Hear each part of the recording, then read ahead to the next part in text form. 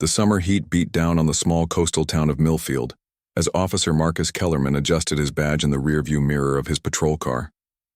23 years on the force had taught him many things, but the most valuable lesson came from his mentor, Detective Ray Morrison. The system works for those who know how to work the system.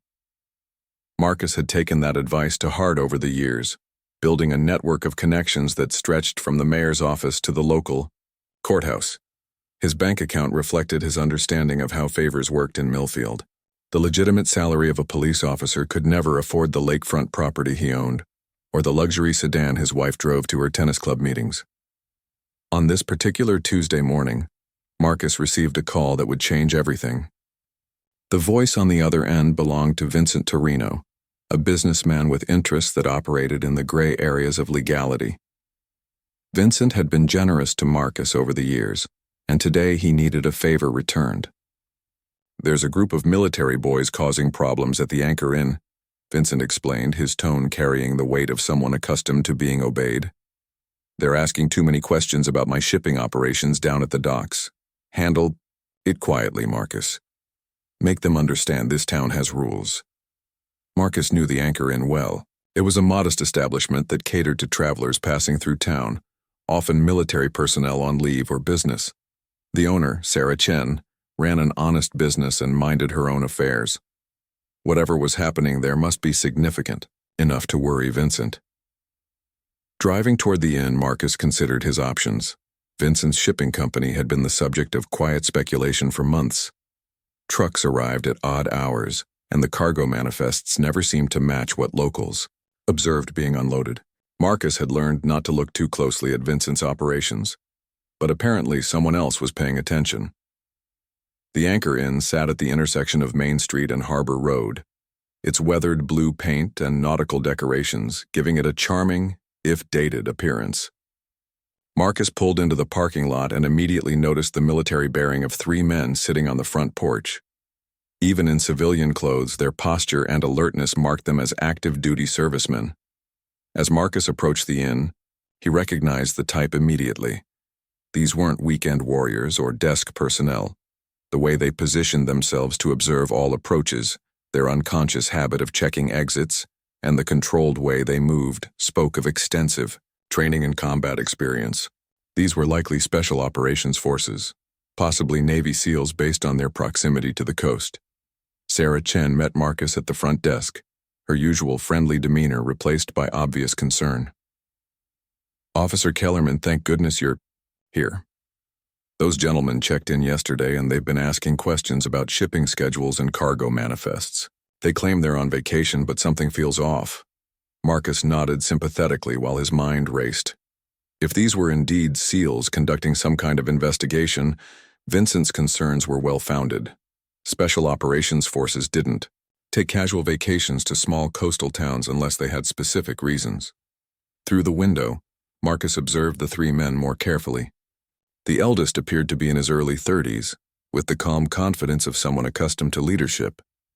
The other 2 were younger, but carried themselves with the same professional awareness. Their rental car had Virginia plates, which could indicate they were stationed at Naval Station Norfolk or another East Coast facility. "Ma'am, I'll need to speak with these gentlemen," Marcus told Sarah. "There have been some security concerns in the area, and we need to verify their identities and intentions." This was partially true. Vincent's operations certainly represented security concerns, though not in the way Marcus was presenting the situation. As he walked toward the porch, Marcus activated his body camera and radio, following standard procedure while planning an entirely non-standard resolution to the problem. The 3 men watched Marcus approach with the kind of calm attention that confirmed his suspicions about their military background. The senior member, who introduced himself as Lieutenant Commander James Mitchell, produced identification without being asked. His companions, Chief Petty Officer Robert Santos and Petty Officer First Class David Kim, followed suit. "Gentlemen, I'm Officer Kellerman with the Millfield Police Department," Marcus began using his most authoritative tone. "We've received reports of suspicious activity in this area, and I need to ask you a few questions about your presence here." "Lieutenant?" Commander Mitchell's response was polite but firm. Officer, we're here on personal leave exploring the coastal area. Is there a specific problem we can help you with? Marcus recognized the careful phrasing. Mitchell was clearly experienced in dealing with civilian authorities while protecting operational information. This diplomatic approach confirmed that these weren't tourists but professionals with training in handling delicate situations. Sir, we've had reports of individuals asking detailed questions about local shipping operations and taking photographs near sensitive infrastructure. Marcus continued, building his case for detention. I'm going to need you to accompany me to the station for further questioning. Chief Santos stepped forward slightly, his body language shifting to a more protective stance. Officer, with respect, what specific crime are we suspected of committing? We have the right to travel freely and ask questions as private citizens. The question caught Marcus off guard. In his years of dealing with local criminals and transients, few people challenged his authority so directly or demonstrated such clear knowledge of their legal rights. These men were not going to be intimidated by standard police tactics. Gentlemen, this is a matter of national security. Marcus improvised, hoping the broad claim would justify his actions. I have reason to believe you may be conducting unauthorized surveillance of critical infrastructure. You'll need to come with me voluntarily, or I'll be forced to place you under arrest. The three SEALs exchanged glances, and Marcus could see them conducting some kind of silent communication. Lieutenant Commander Mitchell finally nodded to his subordinates before addressing Marcus again. Officer Kellerman, we'll cooperate with your investigation, Mitchell said carefully. However, I want to make it clear that we are active duty Navy personnel, and our command will need to be notified of any detention or arrest. Marcus felt a surge of confidence mixed with anxiety. He had successfully maneuvered the situation to Vincent's satisfaction, but the mention of military command structures introduced complications he hadn't fully considered. Still, he had committed to this course of action, and backing down now would create more problems than moving forward. The Millfield police station buzzed with unusual activity as Officer Marcus Kellerman processed the three Navy SEALs into holding cells. The station, typically quiet during afternoon hours, now felt charged with tension that even the other officers couldn't ignore. Detective Ray Morrison, Marcus's longtime mentor, watched from his desk as the military personnel were led through booking procedures. Something about the situation troubled him, though he couldn't quite identify what. In all his years working with Marcus, he had never seen him handle a case involving active military personnel. "What's the story with these guys?" Morrison asked, as Marcus completed the paperwork. "Suspicious activity near the docks," Marcus replied without looking up from his reports. "Vincent Torino called in concerns about them asking questions around his shipping operations. Could be industrial espionage or worse." Morrison frowned. He knew about Vincent's business dealings and had always maintained a careful distance from anything that might compromise his pension. Unlike Marcus, Ray had never been comfortable with the gray areas that seemed to follow Vincent's enterprises. Meanwhile, in the holding area, Lieutenant Commander James Mitchell was making careful mental notes of everything he observed. The Millfield police station was smaller than most military facilities he had worked with, but it was well maintained and appeared to follow standard law enforcement procedures. What concerned him was Officer Kellerman's behavior, which seemed inconsistent with normal police protocols. Chief Petty Officer Robert Santos paced the small cell, his frustration evident despite his training in maintaining operational security.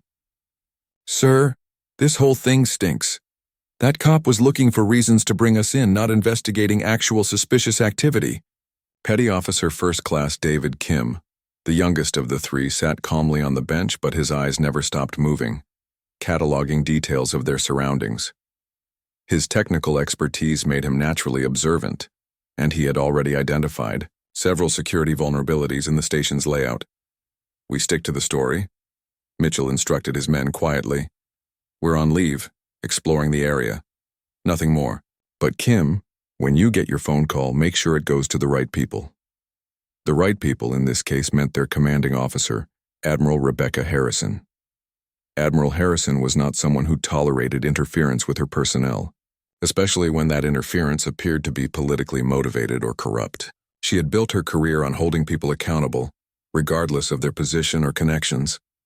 Marcus returned to his desk and tried to focus on completing the arrest reports, but his hands trembled slightly as he typed.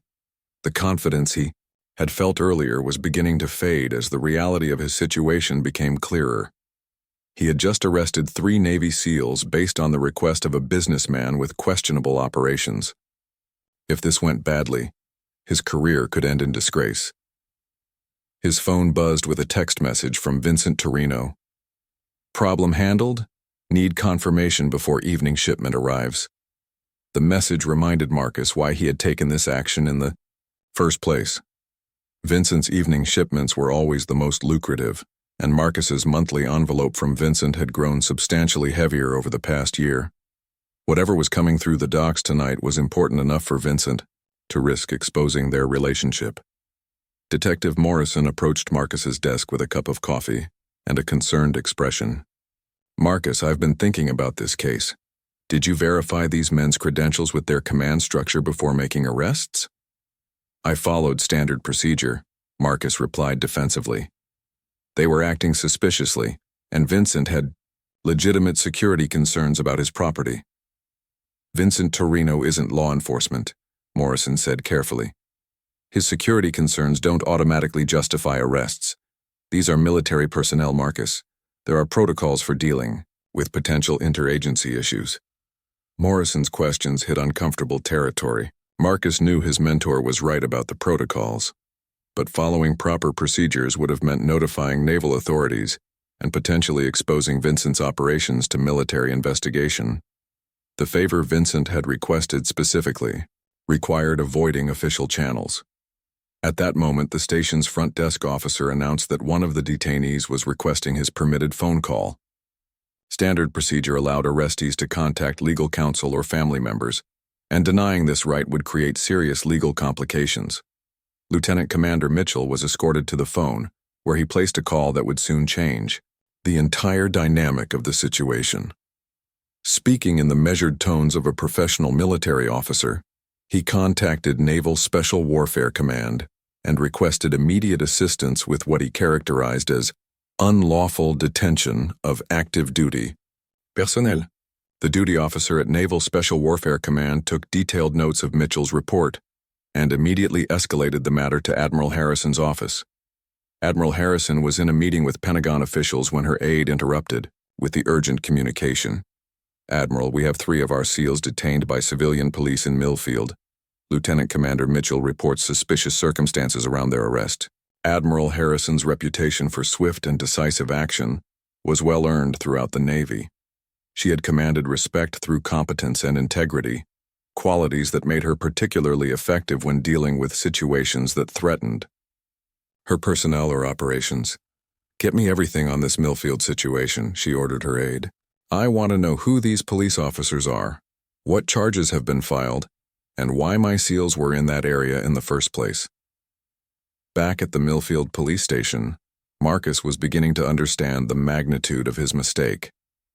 The phone call from Lieutenant Commander Mitchell had been brief but professional, and the naval officer's calm demeanor suggested he was confident that help was coming.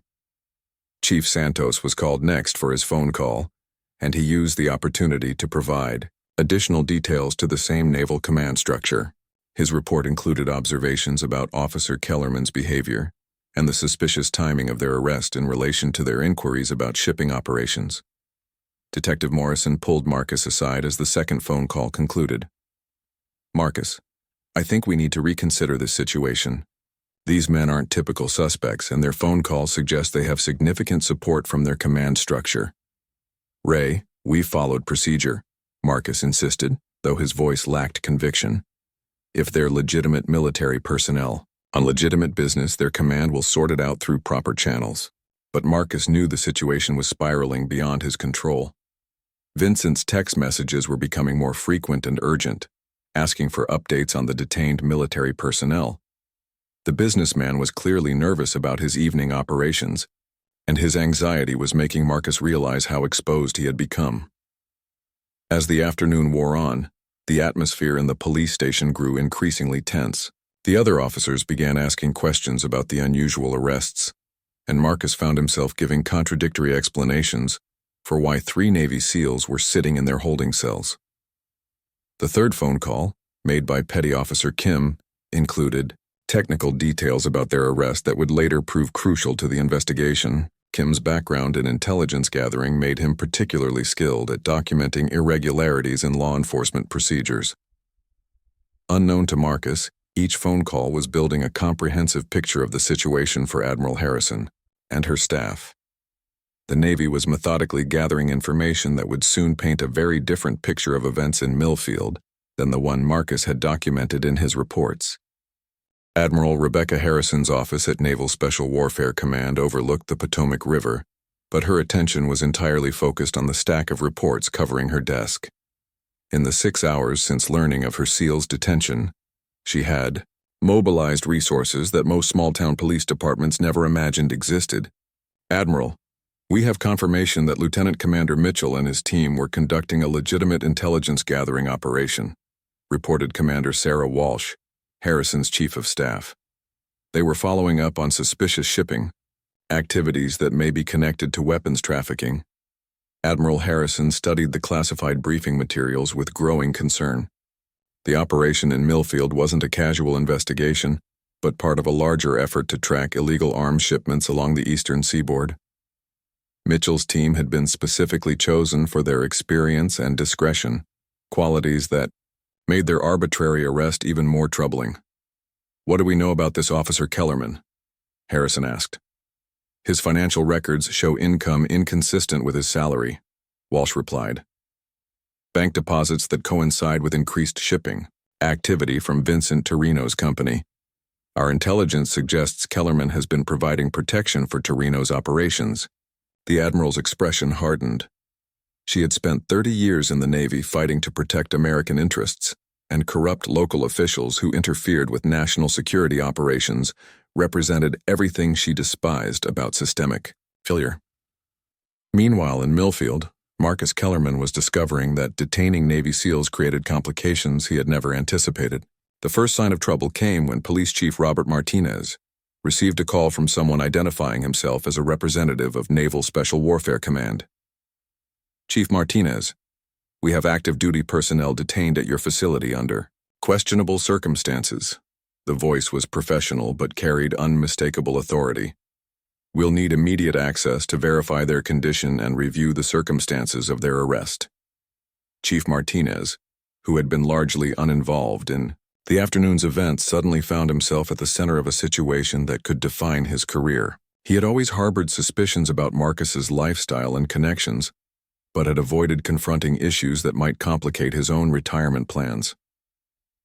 "I'll need to review the case files and speak with Officer Kellerman," Martinez told, the naval representative buying time to understand what had happened in his own station. Marcus watched nervously as Chief Martinez studied the arrest reports. The paperwork looked professional enough, but both men understood the documentation could be scrutinized by people with far more legal expertise than a small-town police force typically encountered. "Marcus, walk me through exactly why you arrested these men," Martinez said, closing the office door behind them. "Vincent called about suspicious activity," Marcus began, sticking to his prepared explanation.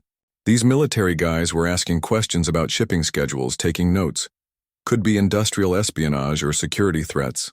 Martinez nodded slowly, but his expression suggested he wasn't entirely convinced.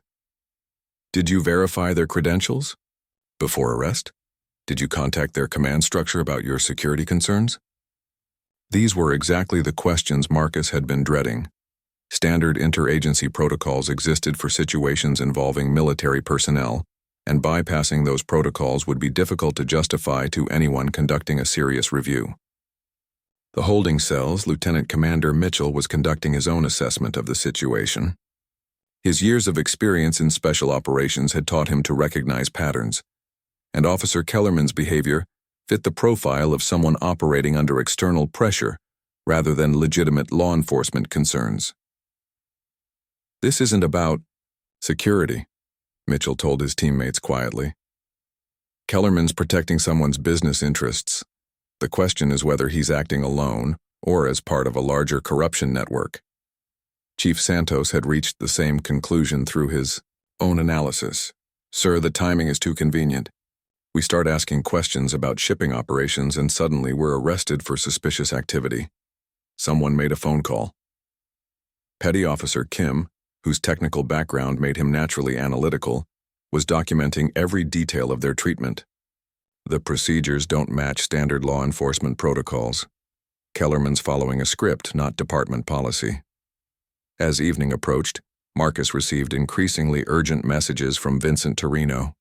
The businessman was clearly agitated about delays to his evening shipping operations, and his text suggested that time was running short for whatever was planned to arrive at the docks. "Status update needed immediately," Vincent's latest message read. "Cargo delayed pending resolution. Handle this tonight or face consequences." The threat was barely veiled, and Marcus understood that his relationship with Vincent had evolved beyond simple cooperation to something resembling coercion. The monthly payments that had once seemed like easy money now felt like chains binding him to increasingly dangerous commitments. Detective Morrison approached Marcus with news that made his blood run cold. "Marcus, I just got off the phone with the district attorney's office. They've received inquiries from federal authorities about our detainees. This is escalating beyond local jurisdiction. Federal involvement meant that Marcus's actions would be reviewed by people who specialized in investigating corruption and abuse of authority. The comfortable relationships he had built within local government circles would provide no protection against federal scrutiny." At Naval Special Warfare Command, Admiral Harrison was reviewing legal options with the Navy's Judge Advocate General's office. The detention of her SEALs represented more than just an inconvenience. It was potential obstruction of a federal investigation with national security implications. "Admiral, we have grounds for immediate intervention," the Navy lawyer advised. "The arrests appear to be without probable cause, and the timing suggests coordination with subjects of the investigation." Harrison nodded grimly. She had already decided on her course of action, but she wanted to ensure that every step was legally bulletproof. When she moved against corruption, she intended to make it count. "Prepare for immediate deployment to Millfield," she ordered Commander Walsh. "I want a full legal team and security personnel. We're going to resolve this situation personally." The decision to have an admiral personally intervene in a local police matter was unprecedented, but Harrison understood that the situation required overwhelming response. Corrupt officials who interfered with military operations needed to understand the full weight of federal authority. Back in Millfield, Marcus was beginning to understand that he had made the biggest mistake of his career. The 3 Navy SEALs in his holding cells weren't just military personnel. They were the tip of an iceberg that was about to sink his comfortable corruption arrangement. His phone buzzed again with another message from Vincent. "Admiral coming tomorrow. Fix this tonight or we both go down." The message revealed that Vincent had sources of information that Marcus didn't understand. How did the businessman know about Admiral Harrison's planned visit before the local police did? The answer suggested a network of corruption and intelligence that extended far beyond Marcus's understanding. As night fell over Millfield, multiple forces were converging on the small coastal town. Admiral Harrison's team was preparing for departure, federal investigators were reviewing case files, and Vincent Torino was making final preparations for a shipping operation that could no longer proceed as planned. Marcus Kellerman sat at his desk, staring at arrest reports that had seemed routine 12 hours earlier, but now represented potential evidence in a federal corruption investigation. The 3 Navy SEALs in his holding cells had somehow transformed from simple detainees into the catalyst for events that would reshape his entire world. The first rays of dawn were breaking over Millfield when Admiral Rebecca Harrison's convoy arrived at the small coastal town. 3 black SUVs moved through the quiet streets with the purposeful efficiency of a military operation, carrying not just the Admiral but also a team of Navy lawyers, federal investigators, and security personnel. Marcus Kellerman had not slept well. He spent the night alternating between reviewing his arrest reports and staring at increasingly desperate text messages from Vincent Torino. The businessman's evening shipping operation had been canceled, and Vincent's anger was palpable even through electronic communication. "Situation compromised." Vincent's final message of the night had read, Clean up your mess or face consequences alone. The threat was clear enough, but Marcus was beginning to understand that his biggest problems were no longer coming from Vincent Torino. The federal attention focused on Millfield represented dangers that his local connections couldn't protect him from. Police Chief Martinez arrived at the station earlier than usual, having received notification that high-ranking Navy officials would be visiting to discuss the detained personnel. He found Marcus already at his desk, looking haggard and nervous. "Marcus, we need to talk before the Navy people get here," Martinez said, gesturing toward his office. "I've been reviewing these arrest reports, and there are some questions that need answers." In the holding area, Lieutenant Commander Mitchell and his team were preparing for what they anticipated would be a significant development in their situation. Their phone calls the previous day had clearly triggered responses from their command structure, and Mitchell's experience suggested that help was coming. "Remember, we stick to operational security protocols," Mitchell reminded his teammates. "Our mission details stay classified, but we can discuss the circumstances of our arrest." Chief Santos nodded understanding. "Sir, should we expect our command to take strong action regarding our detention?" "Admiral Harrison doesn't tolerate interference with her personnel," Mitchell replied carefully, "especially when that interference appears to be motivated by corruption rather than legitimate law enforcement concerns." At precisely 8 o'clock, Admiral Harrison's convoy pulled into the police station parking lot. The sight of federal vehicles with government plates drew curious looks from early morning pedestrians, but the Admiral's team moved with practiced efficiency toward the station entrance. Marcus watched through the window as uniformed Navy personnel and civilians in professional attire emerged from the vehicles. The woman leading the group carried herself with unmistakable authority, and Marcus realized he was about to meet someone whose power extended far beyond anything he had encountered in local politics. Admiral Harrison entered the Millfield police station like a force of nature. Her bearing commanded immediate attention from everyone present, and her crisp Navy uniform reminded everyone that this was no longer a local matter. "I'm Admiral Rebecca Harrison, Naval Special Warfare Command," she announced to the desk sergeant. "I'm here regarding 3 of my personnel who were detained yesterday under questionable circumstances." Police Chief Martinez emerged from his office to greet the Admiral, his nervousness evident despite his attempts to maintain professional composure. "Admiral Harrison, I'm Chief Martinez. We're prepared to cooperate fully with your inquiry." "Chief Martinez, I want to see my personnel immediately," Harrison stated without preamble. "Then we need to discuss the circumstances that led to their arrest." As they walked toward the holding area, Harrison's legal team began documenting everything. They observed. The Navy lawyers were experienced in dealing with civilian authorities, but they also understood that this situation involved potential federal crimes that would require careful legal handling. Lieutenant Commander Mitchell stood as Admiral Harrison approached his cell. Despite the circumstances, his bearing remained professional and respectful toward his commanding officer. "Lieutenant Commander Mitchell, report on your situation," Harrison ordered. "Admiral, we were conducting authorized intelligence gathering regarding suspicious shipping activities when we were arrested by Officer Kellerman," Mitchell replied formally. "The arrest appears to be related to our inquiries about Vincent Torino's operations."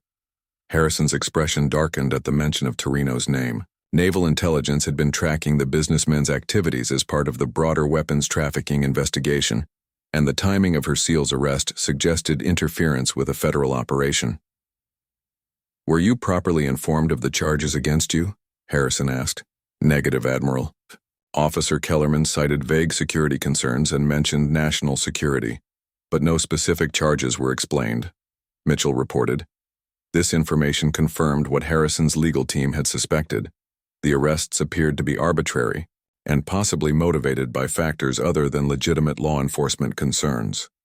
Meanwhile, Marcus Kellerman was experiencing the most stressful morning of his career. Detective Morrison had pulled him aside with news that federal investigators had been making inquiries about his financial records and relationship with Vincent Torino. "Marcus, they know about the bank deposits," Morrison said quietly. "Someone's been watching Vincent's operations for a long time, and you're part of the paper trail." The revelation hit Marcus like a physical blow. He had always assumed his arrangement with Vincent was invisible to outside scrutiny, but apparently, federal agencies had been building a case that extended far beyond Millfield's small-town politics. Admiral. Harrison concluded her interview with the detained SEALs and requested an immediate meeting with Chief Martinez and Officer Kellerman. Her legal team had documented numerous procedural violations and constitutional issues with the arrests. "Gentlemen, we have a serious problem," Harrison began, as they gathered in the chief's office. 3 active-duty Navy SEALs conducting a legitimate federal investigation were arrested without probable cause and detained for over 18 hours. Chief Martinez shifted uncomfortably in his chair. "Admiral, Officer Kellerman reported suspicious activity that warranted investigation." "Chief, the suspicious activity your officer reported appears to be my personnel doing their jobs," Harrison replied firmly. "The question is whether Officer Kellerman was acting on legitimate law enforcement concerns or protecting criminal enterprises." Marcus felt the room closing in around him. Admiral Harrison's presence filled the space with an authority that made his local connection seem pathetically small. This wasn't a situation he could navigate with familiar political relationships. "Officer Kellerman, I want you to explain exactly why you arrested my personnel," Harrison said, turning her attention directly to Marcus. "Admiral, we received reports of individuals asking questions about sensitive infrastructure and taking notes near shipping facilities," Marcus began, reciting his prepared explanation. "Who reported this suspicious activity?" Harrison asked. Marcus hesitated. Naming Vincent Torino would expose the relationship that had led to this entire situation, but lying to a federal official could create even worse legal problems. Vincent Torino called with security concerns about his shipping operations, Marcus finally admitted. Harrison exchanged glances with her legal team. Vincent Torino's name appearing in the arrest explanation confirmed their suspicions about the true motivation behind the detention of the SEALs. "Officer Kellerman, are you aware that Vincent Torino is currently under federal investigation for weapons trafficking?" Harrison asked. The question hit Marcus like a thunderbolt. He had known Vincent's operations involved legal gray areas, but weapons trafficking represented a level of criminality he had never imagined being associated with. "No, Admiral, I was not aware of any federal investigation," Marcus replied, his voice barely above a whisper. "Your arrest of my personnel appears to have been timed to interfere with their investigation of Torino's activities," Harrison continued. "This raises serious questions about your relationship with the subject of a federal investigation." The room fell silent as the full implications of the situation became clear. Marcus realized he had not simply made a mistake.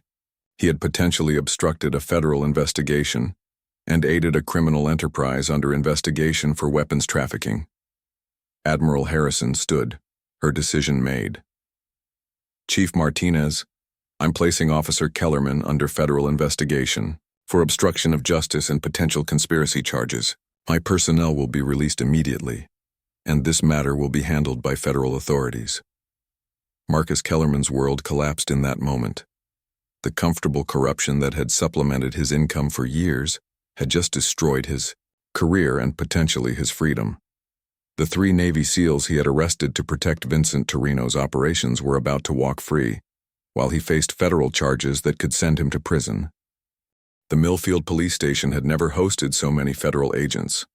By midday, FBI investigators, Naval Criminal Investigative Service personnel, and federal prosecutors had transformed the small-town police station into the command center for a major federal operation. Marcus Kellerman sat in an interrogation room, no longer a law enforcement officer, but a subject of federal investigation. The transformation from authority figure to criminal suspect had happened so quickly that he still struggled to comprehend his new reality. Special Agent Jennifer Torres of the FBI had been investigating Vincent Torino's weapons trafficking network for 18 months. The arrest of 3 Navy SEALs had provided her with the breakthrough she needed to connect corrupt local officials to the broader criminal conspiracy. "Officer Kellerman, let's discuss your financial relationship with Vincent Torino," Agent Torres began, spreading bank records across the table. These deposits coincide precisely with increased shipping activity at Torino's facilities. Marcus stared at the documents that laid bare his corruption in black and white. Monthly payments that had seemed discreet were now evidence of a criminal conspiracy that extended far beyond his understanding. "I want a lawyer," Marcus said quietly. "That's your right," Torres replied. "But understand that we have evidence of your involvement in a weapons trafficking operation that threatens national security. Cooperation might be your only path to avoiding decades in federal prison." While Marcus contemplated his limited options, Admiral Harrison was coordinating with federal agencies to ensure that the broader investigation could proceed without further interference. Her 3 SEALs had been released and debriefed, but their intelligence-gathering mission was now compromised by the public attention. Lieutenant Commander Mitchell reported to Admiral Harrison in a secure conference room that had been established at the local Coast Guard station. "Admiral, our surveillance of Torino's operations confirmed suspicious shipping patterns consistent with weapons trafficking. What's the status of tonight's expected shipment?" Harrison asked. "Cancelled due to our arrest," Mitchell replied. "But our intelligence suggests Torino will attempt to resume operations once he believes the immediate threat has passed." Admiral Harrison nodded grimly. The corrupt police officer's interference had disrupted one weapons shipment, but the underlying criminal network remained active. Federal agencies would need to adapt their strategy to account for the compromised surveillance operation. Meanwhile, Vincent Torino was learning that his protective relationship with Officer Kellerman had collapsed spectacularly. Federal agents had raided his shipping facility at dawn, seizing computers, financial records, and cargo manifests that documented years of illegal operations. Torino's lawyer, Martin Blackwood, was one of the most expensive criminal defense attorneys on the East Coast. His reputation for defending white-collar criminals had been built on his ability to negotiate favorable plea agreements with federal prosecutors. "Vincent, the situation is worse than we initially understood," Blackwood explained during their emergency meeting. "The Navy SEALs you had arrested weren't tourists. They were conducting a federal investigation of your operations." Torino slammed his fist on the conference table. "That idiot cop assured me he could handle the situation quietly. Now we have the entire federal government crawling through our operations." "The federal government has been investigating your operations for months," Blackwood corrected. "Officer Kellerman's arrest of those SEALs just gave them the evidence they needed to move from surveillance to prosecution." The scope of the federal investigation was becoming clear as agents executed search warrants across Millfield and surrounding areas. Bank accounts were frozen, assets were seized, and financial records dating back 5 years were being analyzed by federal forensic accountants. Detective Ray Morrison found himself in an uncomfortable position as federal investigators questioned every member of the Millfield Police Department. His long partnership with Marcus Kellerman was being scrutinized for signs of broader corruption within the department. "Detective Morrison, were you aware of Officer Kellerman's financial relationship with Vincent Torino?" FBI agent Sarah Chen asked during his interview. "I suspected Marcus was living beyond his means, but I never investigated his personal finances," Morrison replied honestly. "I focused on my own cases and avoided situations that might compromise my pension." Morrison's careful distance from Marcus's corrupt activities was proving to be his salvation, but he realized how close he had come to being swept up in the federal investigation. His mentor's advice about working the system had protected Marcus for years, but it had ultimately led to his downfall. Police Chief Martinez was facing his own reckoning with federal investigators. His willful ignorance of Marcus's activities was being characterized as negligent supervision that enabled corruption within his department. Chief Martinez, department records show unusual patterns in Officer Kellerman's patrol assignments, Agent Torres noted. He was consistently assigned to areas near Vincent Torino's shipping operations. Officers request specific patrol areas for various reasons, Martinez replied defensively. "I didn't micromanage individual assignments." "Chief, those specific patrol areas coincided with Vincent Torino's most sensitive shipping operations," Torres continued. "This suggests systematic coordination between Officer Kellerman and subjects of our investigation. The federal investigation was revealing a network of corruption that extended beyond Marcus Kellerman to include city officials, port authorities, and business leaders who had benefited from Vincent Torino's illegal operations. What had begun as the arrest of 3 Navy SEALs was evolving into one of the largest corruption investigations in the region's history. Admiral Harrison received updates on the expanding investigation from her liaison with the FBI task force. The interference with her SEALs had exposed a criminal network that posed significant threats to national security. Admiral, we've identified weapons shipments that were destined for criminal organizations in 3 different states, Agent Torres reported. Officer Kellerman's protection allowed Torino to operate without law enforcement interference for at least 2 years. The scale of the criminal enterprise was staggering. Vincent Torino's shipping company had been moving military-grade weapons, explosives and ammunition to buyers across the country. The corrupt protection provided by Marcus Kellerman had enabled millions of dollars in illegal weapons sales. Admiral Harrison reviewed intelligence reports that painted a disturbing picture of how local corruption could facilitate national security. Threats. Agent Torres, what's the current status of the other officials involved in this network? We have arrest warrants prepared for 12 individuals, including city council members and port authority officials. Torres replied. The corruption extended throughout local government, all connected to Torino's operations.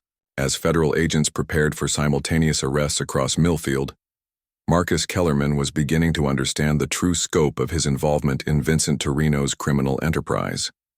What he had rationalized as minor favors for supplemental income had actually been essential components of a weapons trafficking operation. The irony was not lost on Lieutenant Commander Mitchell and his team. Their routine intelligence gathering mission had uncovered a corruption network that threatened national security precisely because a corrupt official had tried to protect that network from discovery. Sir, it's almost poetic, Chief Santos observed, as they prepared to resume their mission. Kellerman's attempt to stop our investigation ended up exposing everything he was trying to protect. Admiral Harrison was coordinating with federal prosecutors to ensure that the charges against all involved parties would be comprehensive and legally sound. The arrest of her SEALs had provided federal investigators with the evidence they needed to dismantle an entire criminal network. Vincent Torino, meanwhile, was discovering that his years of careful planning and corruption had unraveled in less than 24 hours. Federal agents were seizing assets, freezing accounts, and arresting associates faster than his expensive legal team could respond. The businessman who had once felt untouchable due to his local political connections was learning that federal law enforcement operated on an entirely different level. His influence over small-town officials provided no protection against agencies with national jurisdiction and unlimited resources. As afternoon approached, Marcus Kellerman faced the reality that his career in law enforcement was over, and his future would likely include federal prison time. The monthly payments from Vincent Torino that had seemed like easy money were about to cost him everything he had worked for over 23 years. Detective Morrison watched the federal operation with a mixture of relief and sadness. His partnership with Marcus had spanned decades, but he realized that his former colleague's corruption had been hidden from him for years. The Marcus Kellerman being arrested by federal agents was not the man Morrison thought he knew. The 3 Navy SEALs who had started this cascade of events were preparing to resume their intelligence-gathering mission, but now with full federal support and protection. Their arrest had paradoxically strengthened their investigation by exposing the corruption that had been protecting their targets. Admiral Harrison stood in the parking lot of the Millfield police station, watching as federal agents loaded evidence boxes into trucks. The interference with her personnel had led to one of the most successful corruption investigations in the region's history, but she took no satisfaction in the destruction of lives that corruption had caused. 6 months later, the federal courthouse in downtown Baltimore was packed with media representatives, federal agents, and family members as the corruption trial reached its climax. The case that began with 3 Navy SEALs asking questions at a small coastal inn had evolved into one of the largest federal corruption prosecutions in the region's history. Marcus Kellerman sat at the defendant's table, wearing an orange jumpsuit instead of his police uniform. The transformation from respected law enforcement officer to federal prisoner had been swift and merciless.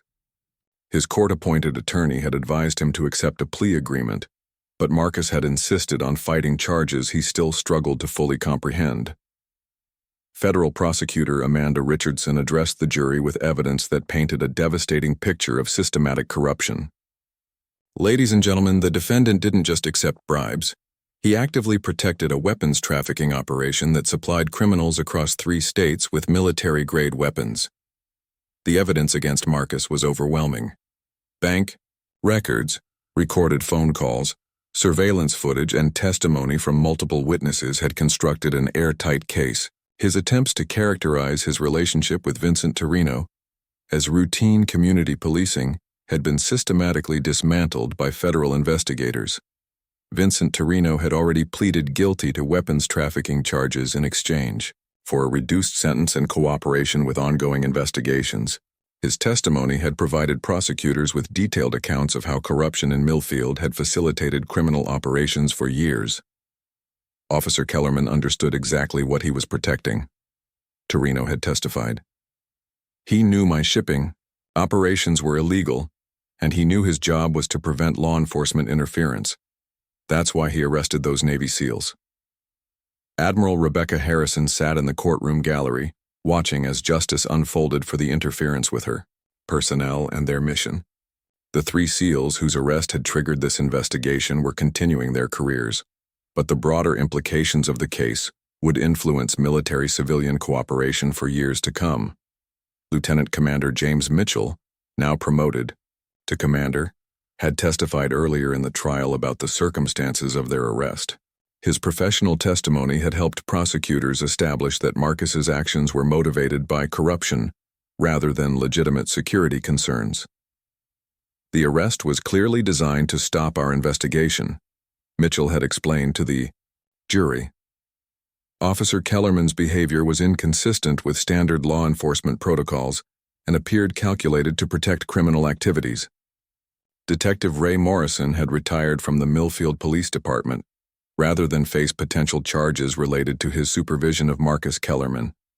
Federal investigators had ultimately concluded that Morrison's ignorance of his partner's corruption was genuine, but his career had been irreparably damaged by association. The Millfield Police Department itself had undergone complete reorganization under federal oversight. New leadership, enhanced training, and strict financial monitoring procedures had been implemented to prevent future corruption. The small-town force that had once operated with minimal oversight was now subject to regular federal audits. Police Chief Martinez had been forced to resign in disgrace, though he avoided criminal charges by cooperating with federal investigators. His willful blindness to corruption within his department had ended his law enforcement career, but his cooperation had helped prosecutors understand the full scope of the criminal network. Sarah Chen, the owner of the Anchor Inn where the investigation began, had become an unexpected hero in local media coverage of the case. Her cooperation with federal investigators and her refusal to be intimidated by corrupt officials had helped expose the criminal network that had been operating in her community. The trial's conclusion brought mixed emotions for everyone involved. Federal prosecutors had successfully dismantled a significant weapons trafficking operation and removed corrupt officials from positions of authority. However, the case had also revealed how easily criminal enterprises could exploit small communities with limited oversight. Marcus Kellerman was sentenced to 15 years in federal prison for conspiracy, obstruction of justice, and accepting bribes. The judge's comments during sentencing reflected the seriousness of using law enforcement authority to protect criminal activities. Mr. Kellerman, you betrayed every principle of law enforcement, Judge Patricia Williams stated. Citizens trust police officers to protect them from criminals, not to protect criminals from investigation. Your actions enabled violence and endangered public safety.